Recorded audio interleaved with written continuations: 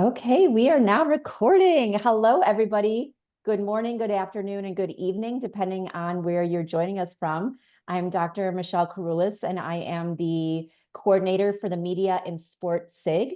Thank you for joining our November meeting. We have a very, very special guest with us here today. And Josh Howard is joining us from Baton Rouge, Louisiana.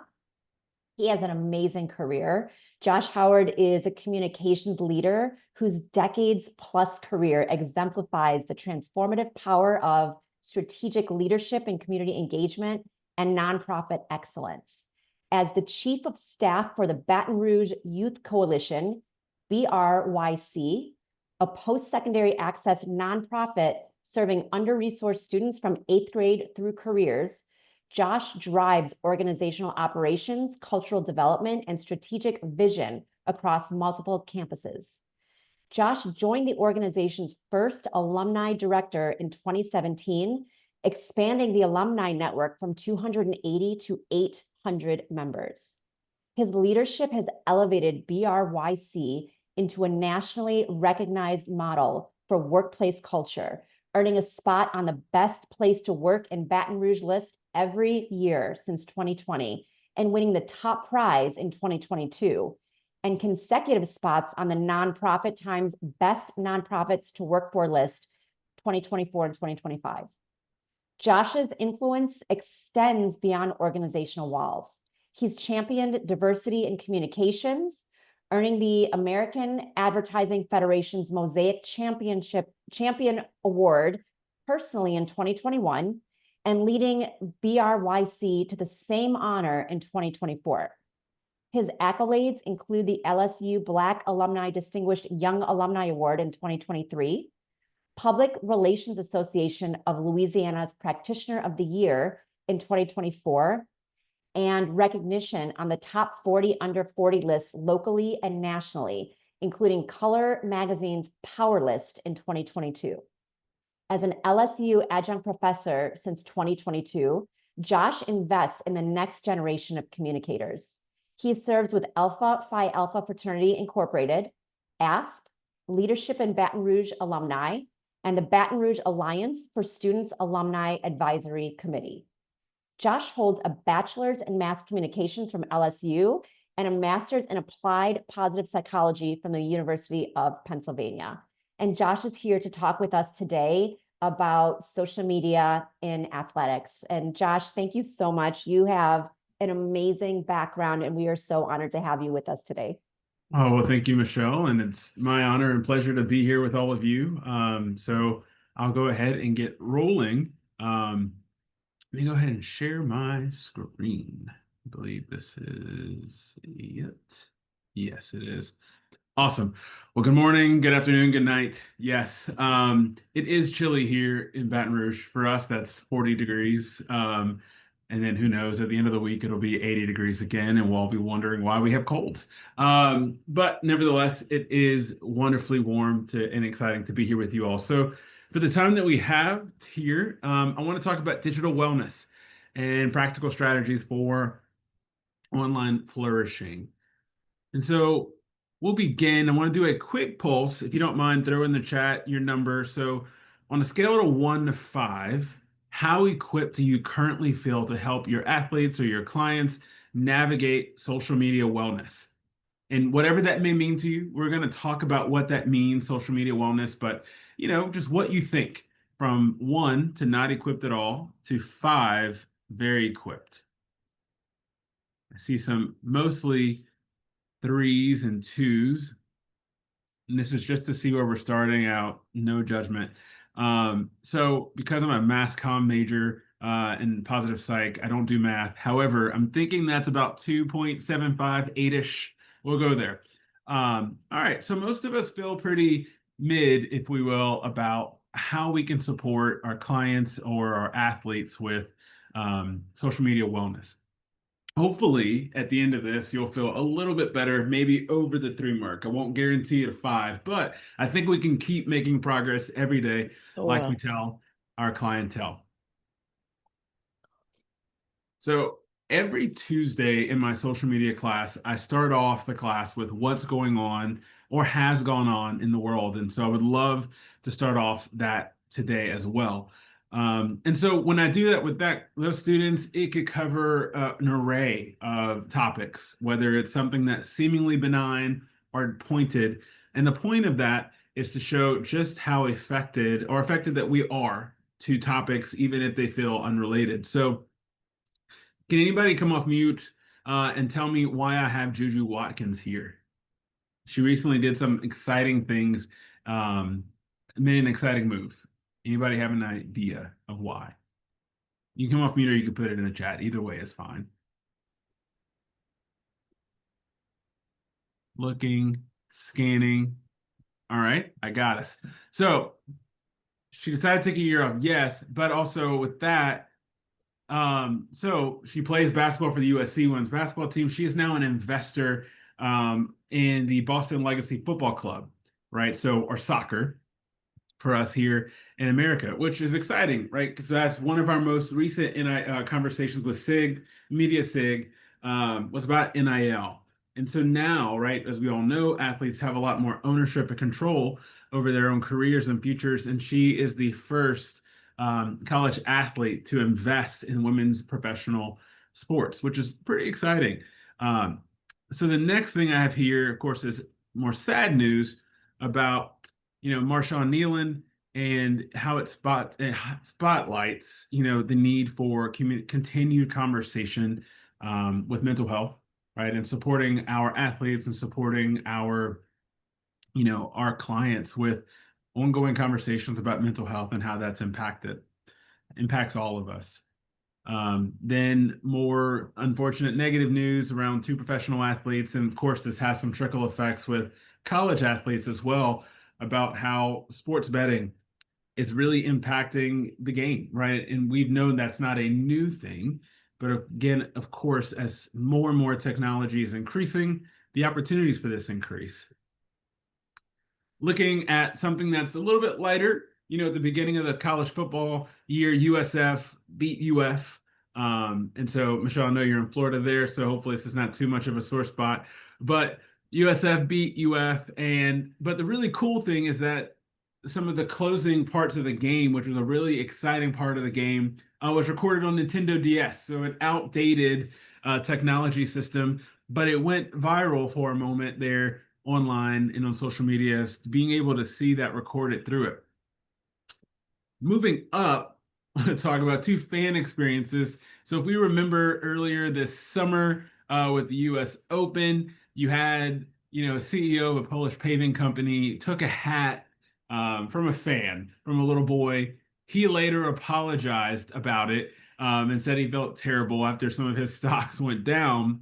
But one person who has not really apologized, and someone who the internet has not been able to find yet, surprisingly, is unfortunately known as Phillies Karen, right? And so there was an incident when Phillies were playing in Miami, right, early in September, beginning of September, and foul ball went that way, and then there was a parent who was upset, right? It's like, hey, this was my kid's ball, and she went viral because she wanted that ball. And so the Phillies did a great thing, and they turned around and gave this kid a great swag packet, and it was awesome. It was an incredible experience. And she, unfortunately, has also become one of the top-selling Halloween costumes this year. And so then to end our conversation here, as far as what's going on in the world, I'm going to end it closer to home. So Tuba Kent is around. And so he was recently on Kelly Clarkson's show last Thursday. And so he is a 66-year-old retiree who is in our marching Tiger band, and everyone loves him, absolutely obsessed with him. And it just shows some more resiliency and positivity. And so, again, these are just snapshots of things that have gone on or are currently going on online, and just to show how it's impacting all of us. So whether you're a brand, you're figuring out, okay, how do I talk about mental health as it relates to Marshawn? If it's, all right, LSU talking about, hey, let's go ahead and position, our tuba guy here to be on national news, and how do we make sure this positive story gets told? And all of this impacts each of us in a way that we don't always really realize. So just a quick touching on things. Michelle read that bio, but I want to say what brings me joy. Sports brings me joy. Being an uncle, I don't have my own kids, but have many nieces and nephews who I'm absolutely obsessed with. Yesterday, my oldest niece was telling me about some little boy who really loves her or likes her apparently, and was doing a whole bunch of kitty things. And I sent her a text this morning. And I was like, "Hey, please make sure you let those boys know your boundaries, right? Let them know they can't just be silly with you." And so it gives me joy. It's one of the things that I love the most. One of the reasons why I couldn't be at this year's conference is because I was on the other side of Canada. I was in Vancouver, visiting some friends and family up there on a coffee tour, which was absolutely life-giving. And so some things that I do, I am the chief of staff at Brick, and some exciting things at LSU that connect me there still. So I was a basketball manager in undergrad. That was our final 4 year to SEC championship. I am a professor. I'm an adjunct. I teach social media and digital brands to about 300 students. Next semester, I'll be teaching a mass comm class to 900 at one time. And I also have the opportunity to teach ethics there as well. And an exciting thing that is starting this week actually is that I am an MC for LSU Athletics. So I get to be that person on the court who does all the fun things, I guess, or gets to play the Coldplay card and say, "Hey, here's the kiss cam." So we'll see how that works out this year. I am a consultant as well. So one of my main clients is that I get to work with a high performing politician. He is running for re-election in the upcoming year. We've already kicked off. So constantly surrounded by people who are using the principles that we talk about in ASP and using the principles that we talk about in positive psychology. So if you hear me talking about whether it's a client or an athlete, I use them interchangeably because some of the same skills and principles are the same. So to set us off, right, with talking about media journey, I want to do a quick history about communication. So here's the thing, as we all know, but it's important to recall that persuasion isn't new, social comparison isn't new, public performance anxiety, none of that is new, right? We know that gladiators dealt with crowds and athletes have always faced some level of public scrutiny, and people have always influenced each other, right? So where social media is new, the technology is new, the ideas and the principles surrounding it are not. So a quick history to get us all grounded is that in the oral history, we're trying to communicate long distance through smoke signals. They eventually had the printing press. And then, of course, then with the printing press that you have these newsletters and reports that come out, whether it's Lady Whistledown or the Reynolds pamphlet. And then we move on to, the broadcast era where it's the telegraph and the telephone or the pager. And if you are we're like me at getting home from basketball practice or trying to get home from basketball practice, I'm calling collect and telling my mom, here's the message in the collect call before she actually says yes. And then we finally had the mobile phone with digital portability and email. And so now we're living in this hyperconnectivity world of text messaging and video phones and social media. And who knows what's next? I mean, we know that AI is a part of it, but there may be more to it, right? We just don't know, but we are on the cusp of that. And it's exciting and it's also incredibly scary, right? So what's new and what's going on is the scale, it's the speed, it's the access. So the psychology isn't, is ancient really, but the technology is new. So as much as I am the positive guy and the positive professor, I do want to address the current concerns in the current state. So perhaps that you've read Jonathan Haidt's book, he's a wonderful, wonderful researcher and professor in his own right. However, I would say that he slants a little bit more on the, negative side of things, but that can be a good thing as well. So Anxious Generation, he put that book came out about a year and a half ago, I believe, if not a little bit longer than that. And so what he does in this book is that he links how this generation coming up is the most ancient generation. So Generation Alpha and then Z are the most ancient, tethering that to the idea that we are constantly connected on our phones and on these mobile devices and in a way that links us to poor mental health. And while there is not definitive research about how social media directly correlates with increased depression, you could look at some markers and see how there is a common thread, if you will.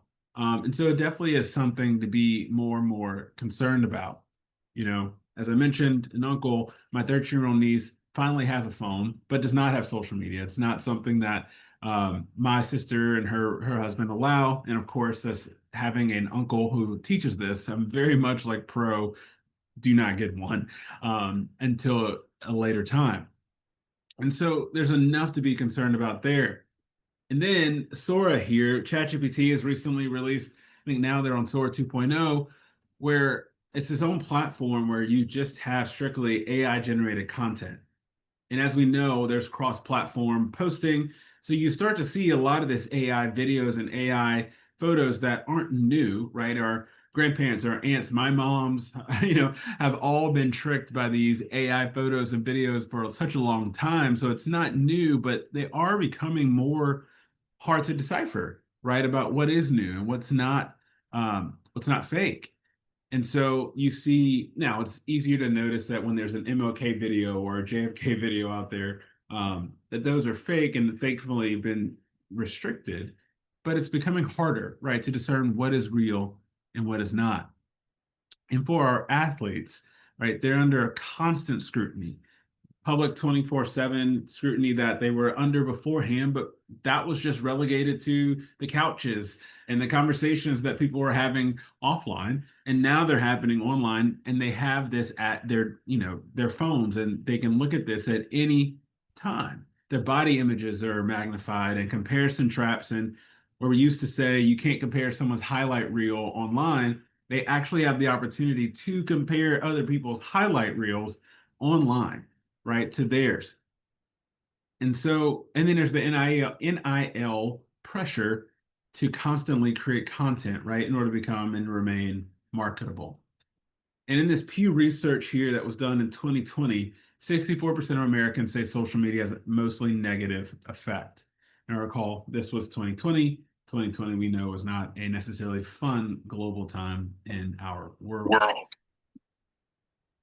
So what do we do since no is not an option?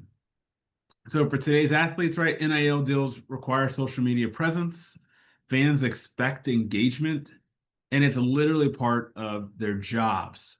So I believe that it's our jobs, right, to help them, right, instead of protecting them from it, we should help them by equipping them for it, right? We should support them with tools and resources. And after this, I'll be able to give a quick reference guide that I walk through some of my clients through as well. So this is where I personally believe positive psychology comes into play. I think it works really, really well with other certifications like the CMPCC. And so what is positive psychology? It is the scientific study of human flourishing and an applied approach to optimal functioning. Another way of thinking about it is the science of well-being. So it was introduced by Dr. Martin Seligman in 1998. So it's still a very young science that aims to shift life's problems to well-being, right? So it looks at, hey, you're doing well, right? But how do we continuously push you further? Like, what is it that you can make you happier, right? And also make you live a life worthy of well-being. So there's a lot of emphasis on positive emotions and character strengths, human flourishing, deeply rooted in empirical and science-based approach to fostering a fulfilling life. I'm really excited that I'll be able to introduce positive psychology at LSU next school year. And part of that was for me telling them it's not just the science of happiness and what it means to be happy. It's about more than that. Happiness is an emotion, well-being is a lifestyle. And so Chris Peterson, who was one of the founders here, is that positive psychology differentiates itself by using empirical data to foster well-being. So just a quick history about psychology, right? As after World War II, psychology really focused on repairing the emotional state, after conflict. And so what positive psychology is doing is building upon Maslow's motivational and personality, where he first mentioned the idea of positive psychology. And what positive psychology does not do is discredit the need for CBT and other mental health supports. However, it's about human excellence, strengths, and virtues, and flourishing.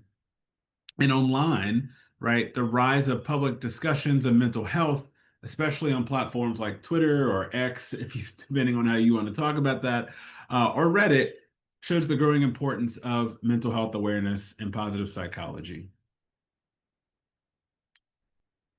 The framework, there are at least about three, popular frameworks for positive psychology, and the one that I've looked at in terms of that is more accessible is through PERMA.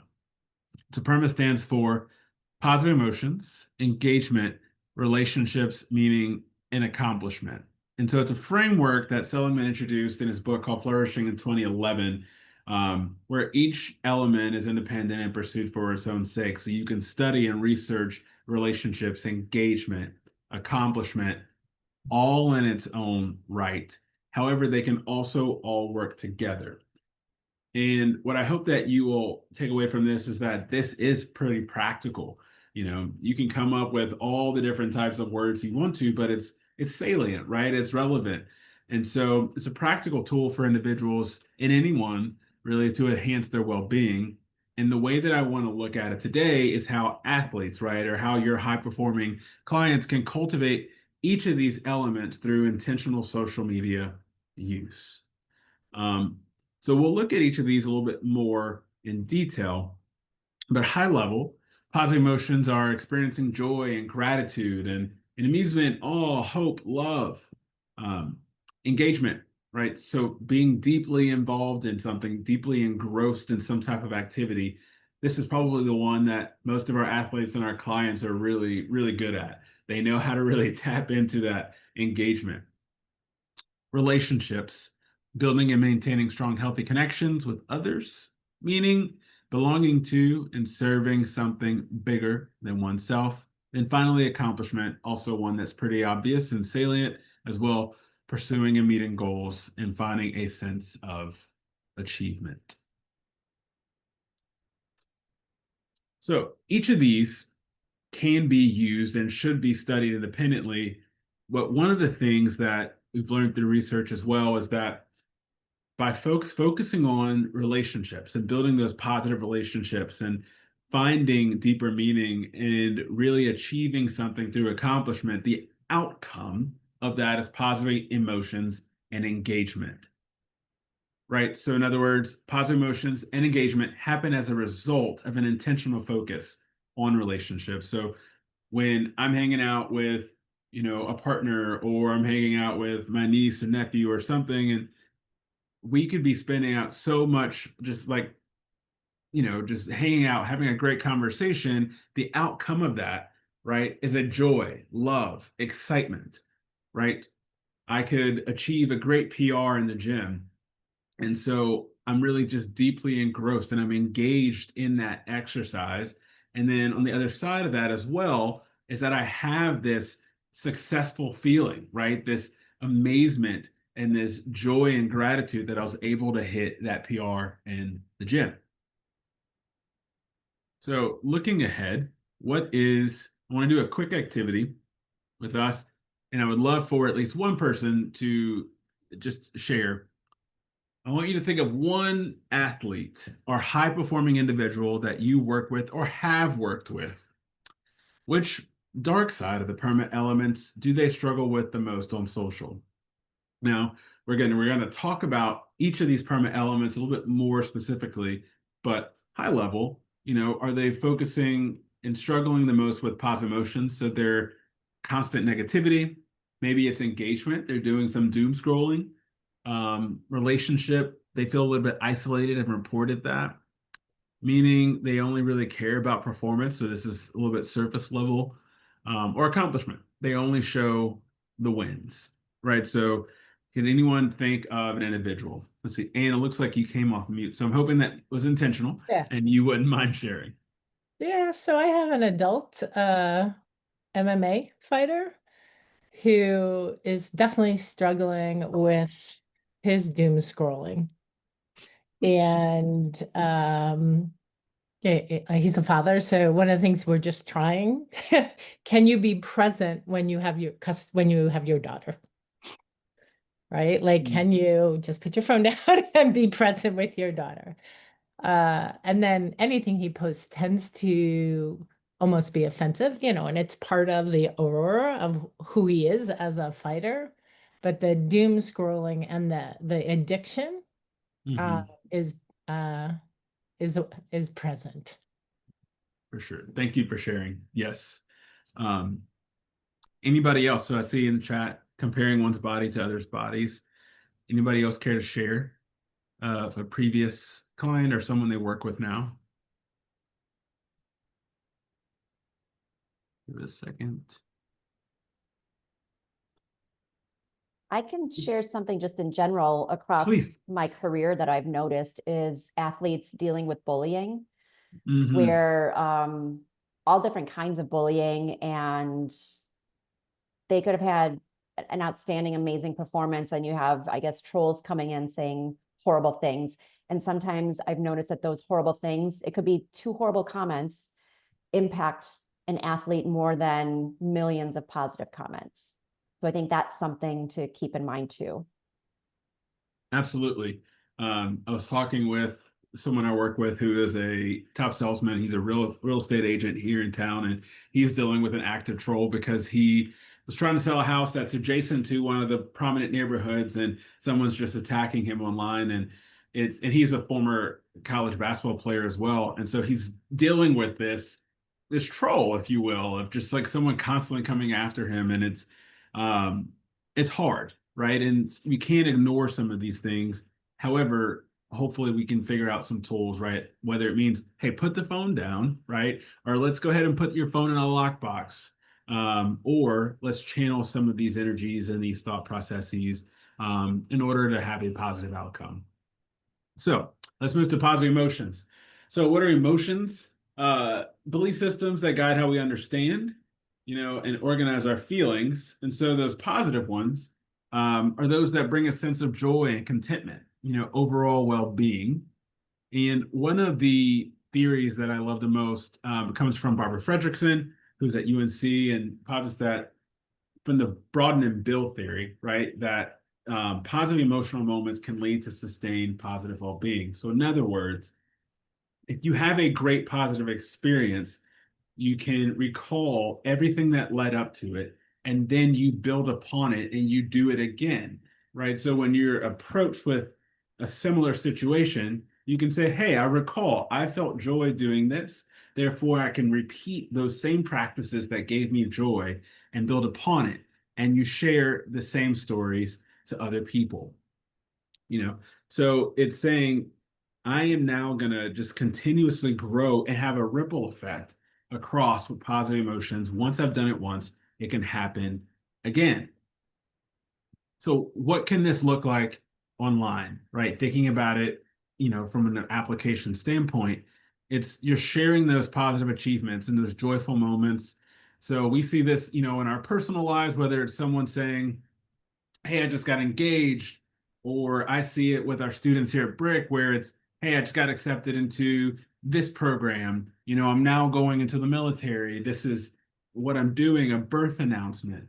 Perhaps it's you're working with a high school athlete who just got a D1 offer or an NAIA offer. Regardless, like they're super excited the fact that something happened and resulted in a positive emotion.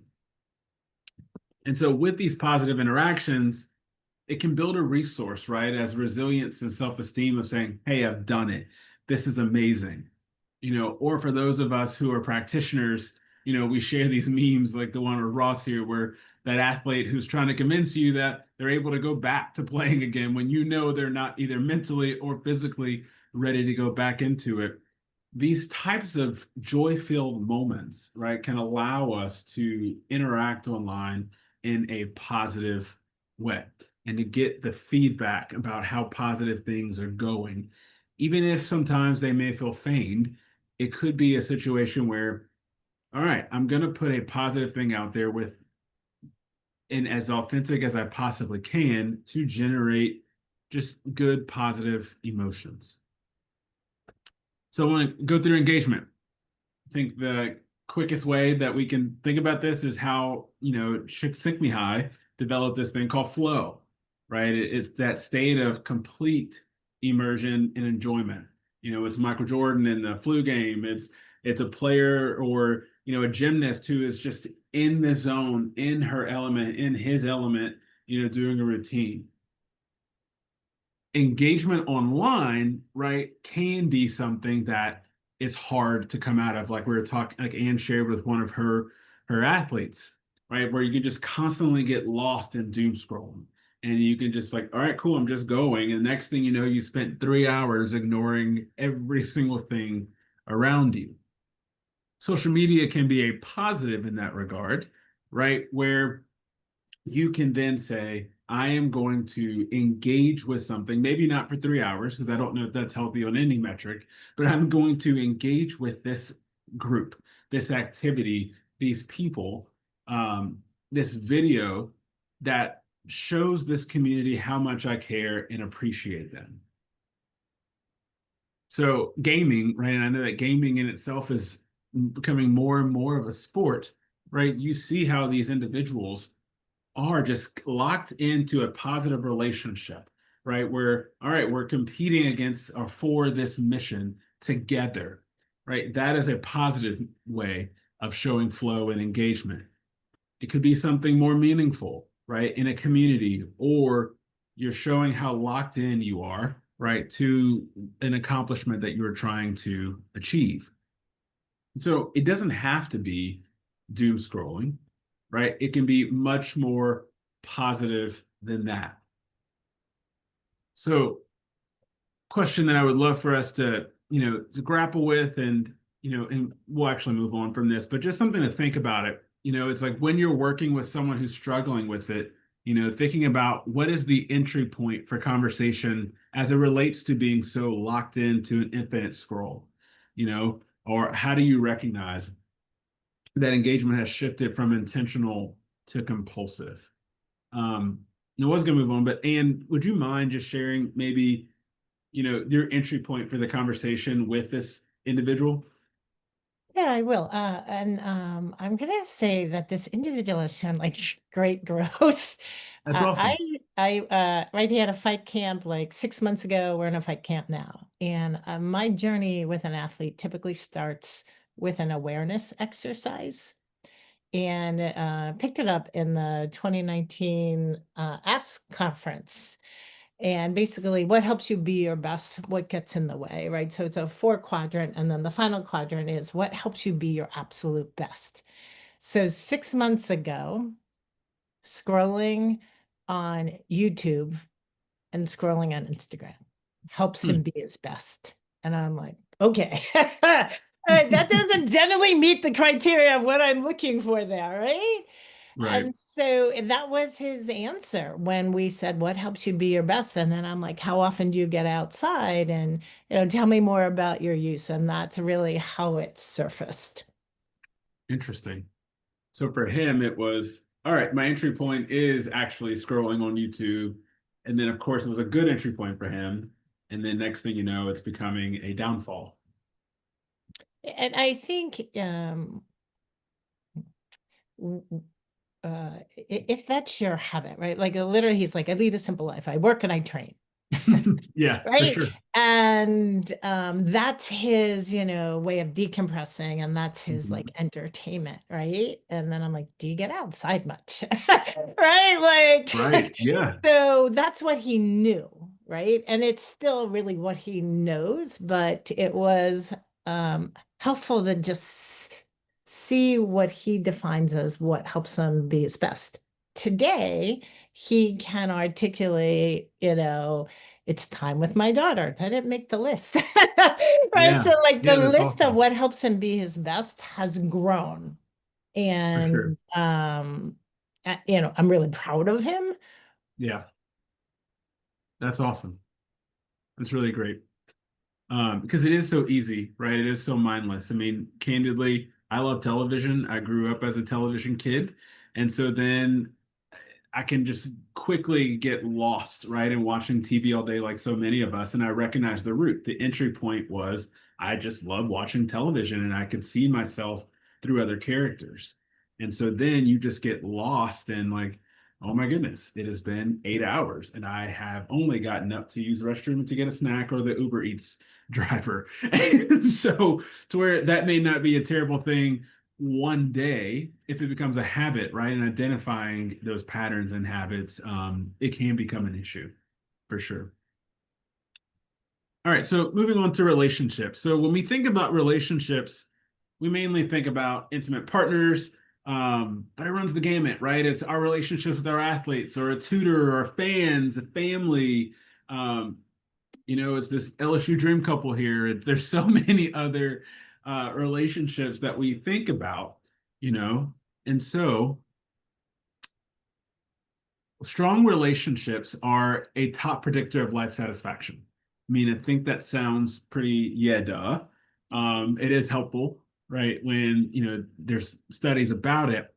And so how does this manifest itself online, right? On social, we see that we can build authentic community. So not just having a bunch of followers or our fans, but just in real authentic community, especially in a fandom.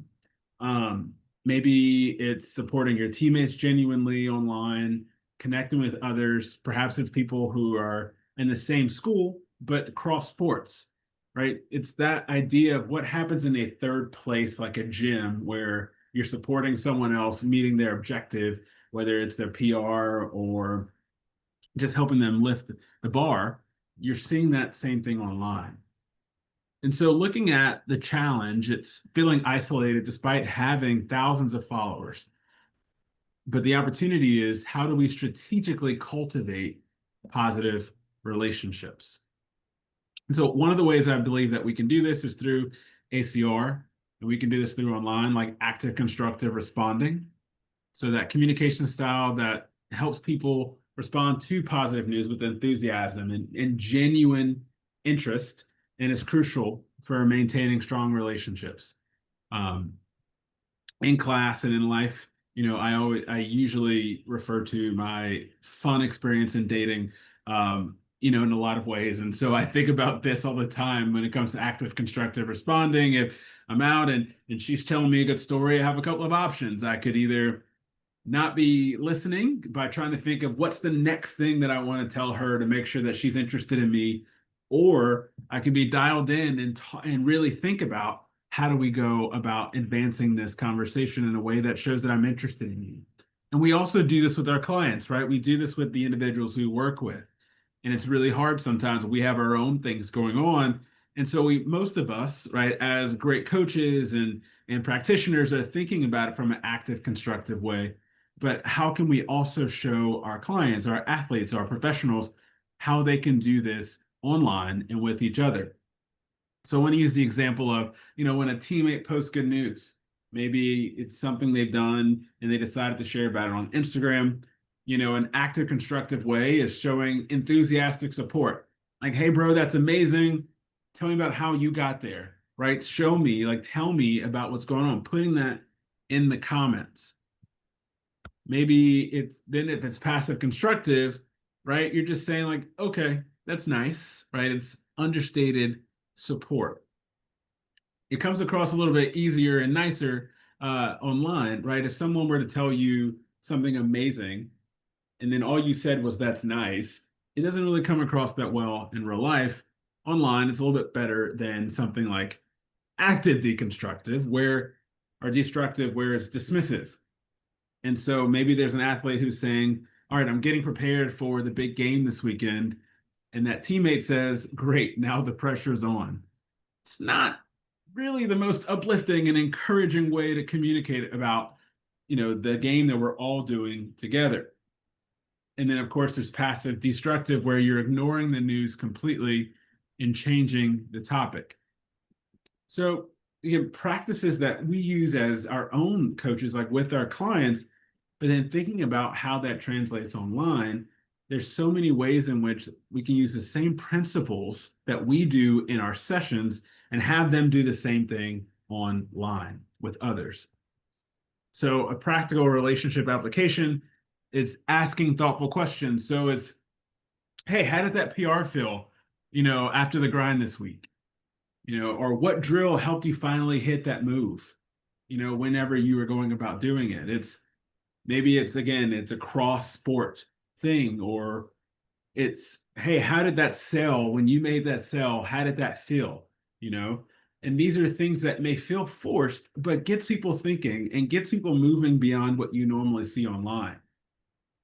It's a share, right? It's like, hey, I'm super proud of this person. That's proof that hard work, shows up, like happens. And it's amazing what happens when you put in the work. I just want to brag on this individual real quick.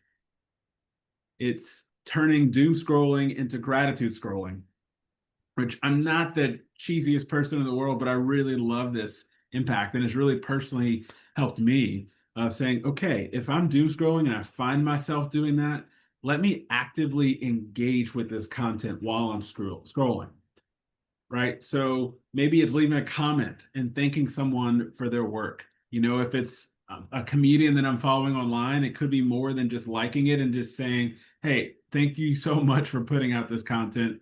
I love it. I look forward to it every day. Or for an athlete, thank you. I'm thankful for this team's energy. And then finally here, another option is to engage in a positive community. So what are some digital spaces that we can get other athletes or get other like-minded individuals together in a way that we might offline? We can facilitate the same thing, whether it's in a Facebook group, a Twitter space, their Instagram also has different connection groups as well. LinkedIn groups where we can have these hubs that help other people advance and connect more deeply. Meaning.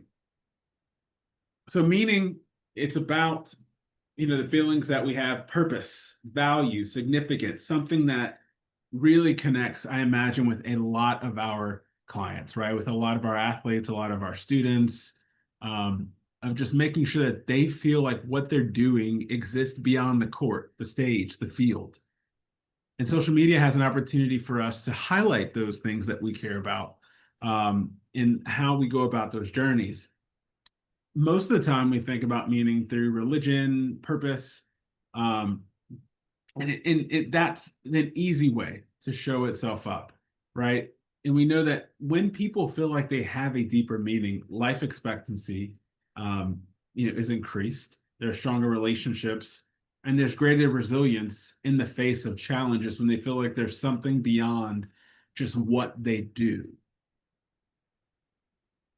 And so for athletes, something that they can think about is, hey, our athletic careers are short. I am approaching 40. I'm very proud of that. But then sometimes when you are working with students, or you're working with younger people, or you hear how folks are saying online, man, they're really getting old in their career, about to retire, and they're 24. It's like, what? It just throws you off there for a second.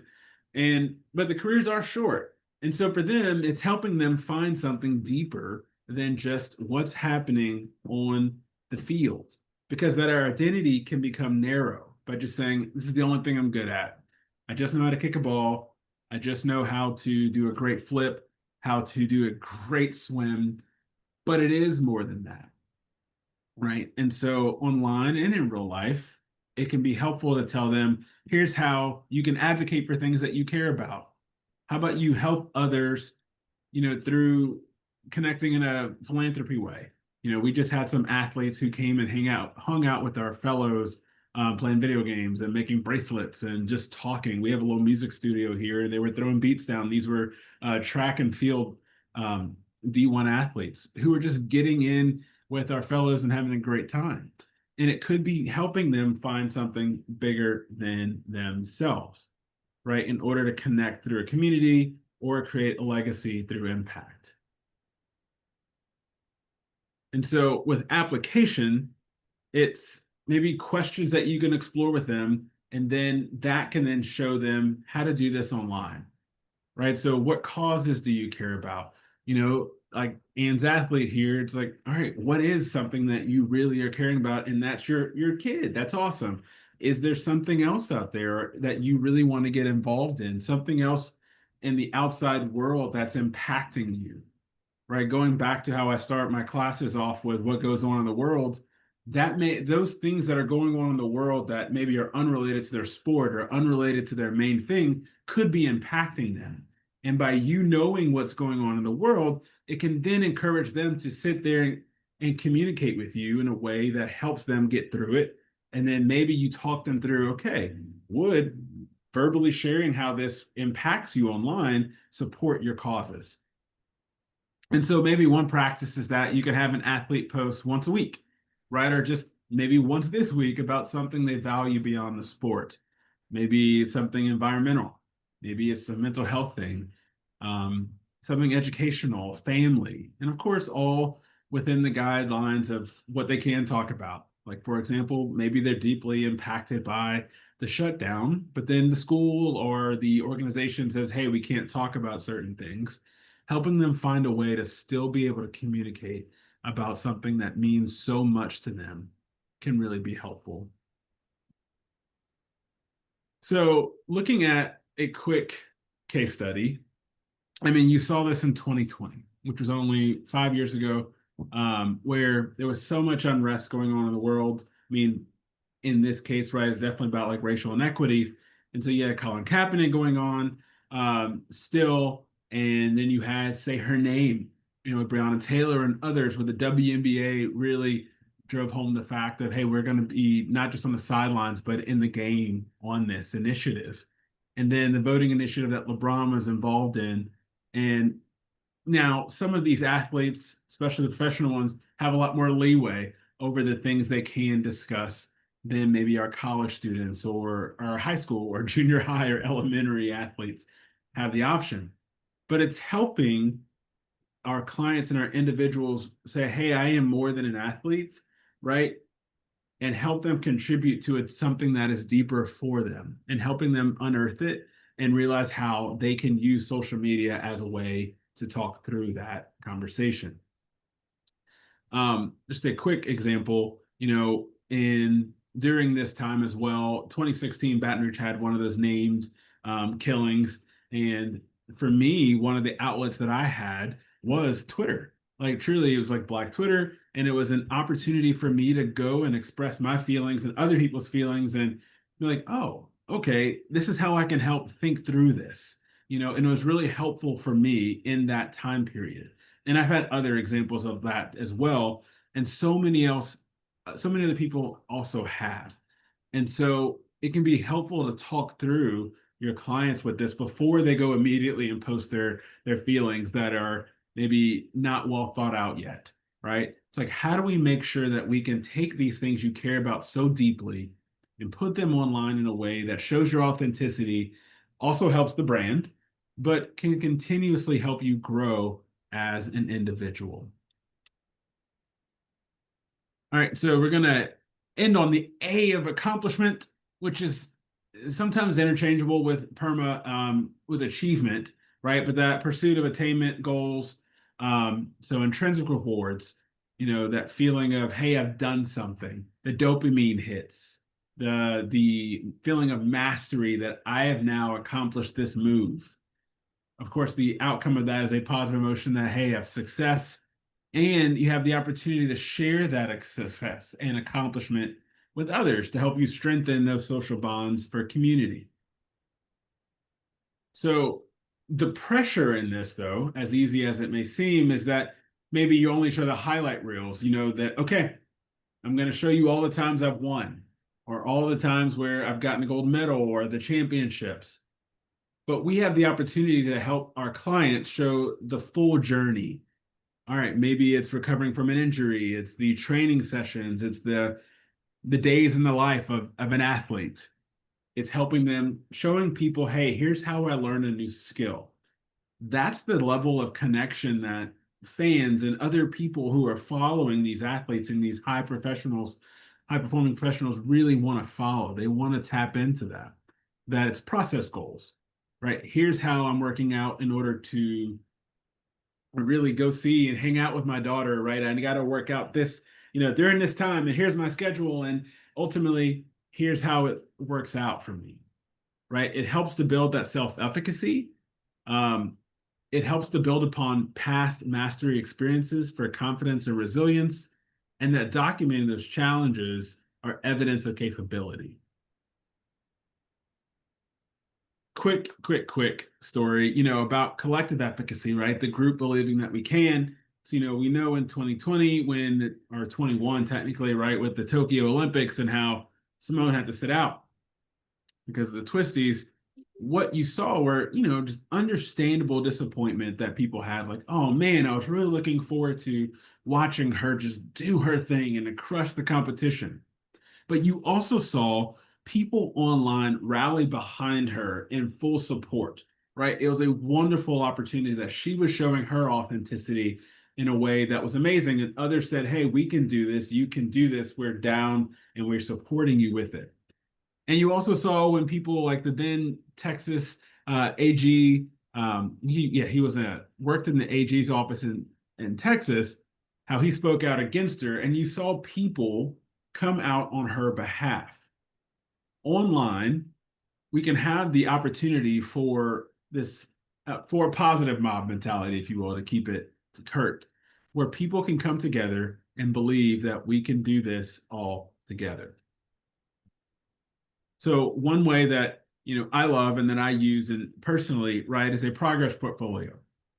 So maybe they're designating some space like an Instagram reel or a Google Drive, a Notes app, all the different things that they've done to show their progress to meeting their goals, to meeting their objectives, and so it shows the failures, it shows their improvements, it shows their setbacks, all of that. And, they get to use it before a competition to say, okay, remember, Josh, like you put in the work, you put in the effort, you have the bruises and everything else to show for it. Let's look at this as motivation. Maybe it's after the setbacks to say, hey, you've done this before, you can do it again. And during those slumps of when you're not meeting the objectives that you thought you would, right? That dissonance between reality and expectation, you can look back on this. And it shows others as well, hey, they've slumped, I've slumped, right? If they can do it, I can do it. And then the narrative becomes all about resilience and process over from 0 to 100, right? It's really relevant and salient for all of us. And so bringing all of this together is that social media isn't going away. Social media is media, really, if we think about it. Everything starts there, it ends there until the next new wave comes up. And so for athletes, like with NIL deals, it's a part of their job, right? It may not be the main thing, but it is a part of their job to make sure they have some type of public perception. That PERMA now thankfully gives us a language to use for healthy use of social, right? So it's not telling them to stay off of social media forever unless there's a big need for that. But it's saying, here's how you can use it in a way that's practical.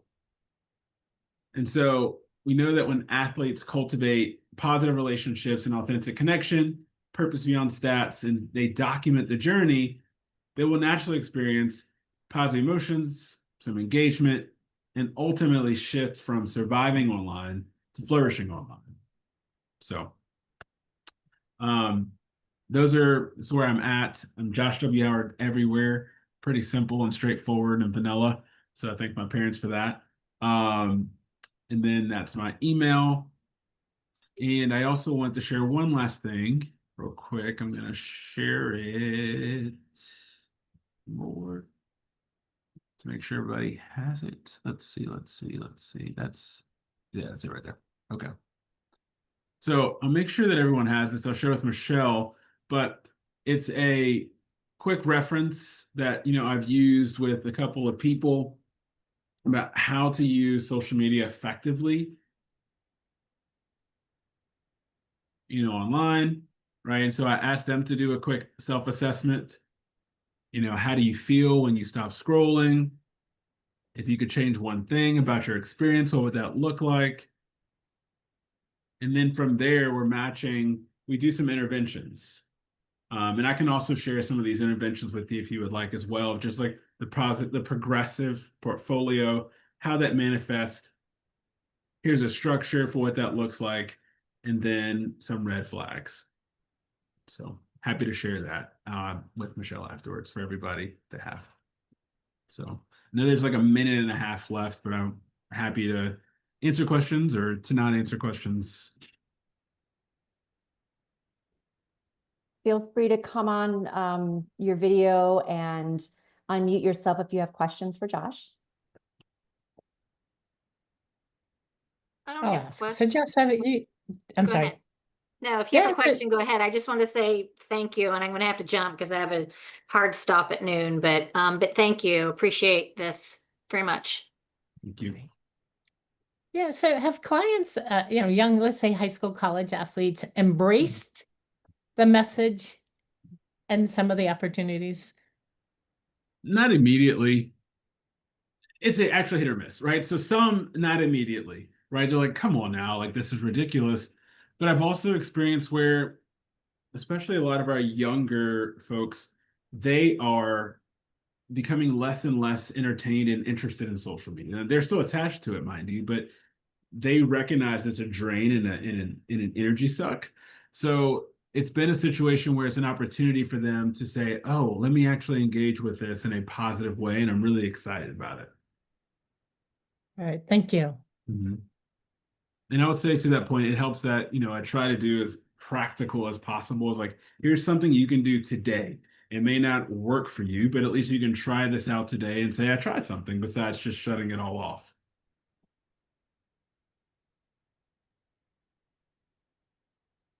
Greta, did you have a comment? No, sorry, I accidentally hit the laptop, but I wanted to say thank you so much. It was a really thought-provoking session, so I will definitely work on this more with my athletes because it's actually like a very recent topic. I'm working with an athlete whose coach I was just talking to earlier today, and he told me that another athlete had issues with staying up until 3 a.m. the night before a competition because she was using social media until 1 a.m. So it is actually a big issue right now. So I think with your help, I can start some discussions with them. Awesome. I'm hopeful that, again, the small incremental steps can work. Yeah. Thank you so much. Mm-hmm.